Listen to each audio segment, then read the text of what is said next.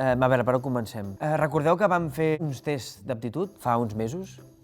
Tots els nens d'entre 8 i 9 anys el fan. Vam enviar una carta. Ah, sí, els va fer bé. El Jaden està mostrant algunes dificultats en la seva alfabetització i el test suggereix que hi podria haver algun problema. No és just! Per què hem de fer més hores de classe? Us ajudarà, farà que l'escola vagi millor. És perquè tenim diferències d'aprenentatge. Serà el nostre propi club especial.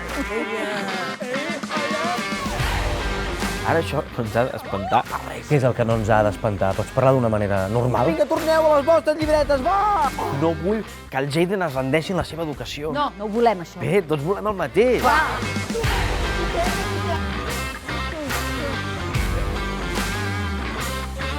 Quanta estona sol tardar el Jaden a fer els deures, més o menys? Una hora, potser, hora i mitja.